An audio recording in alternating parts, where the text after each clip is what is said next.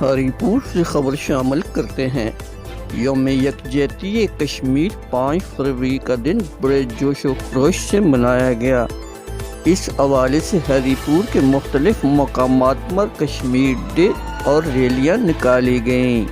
سکولوں اور کالجز کے بچوں نے کشمیری مسلمانوں پر ظلم کے خلاف آواز اٹھائی۔ اس حوالے سے ڈپٹی کمشنر ہری پور میں تقریب کا انعقاد کیا گیا اور ڈپٹی کمشنر آفس سے صدیق اکبر چوک تک ریلی نکالی گئی۔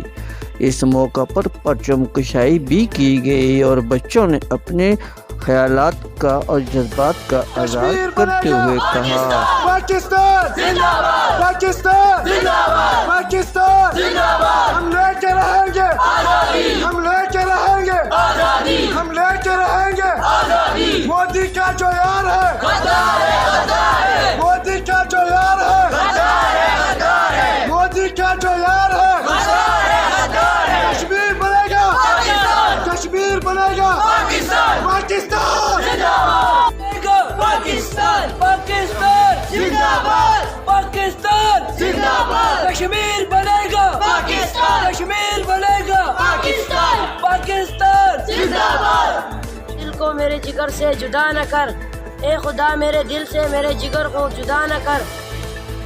کشمیر ہمارا ہے، اس کو کافروں کو عطا نہ کر۔ لوگ ٹوٹ جاتے ہیں ایک گھر بنانے میں، لوگ ٹوٹ جاتے ہیں ایک گھر بنانے میں، تم ترس نہیں کھاتے بستیاں جلانے میں۔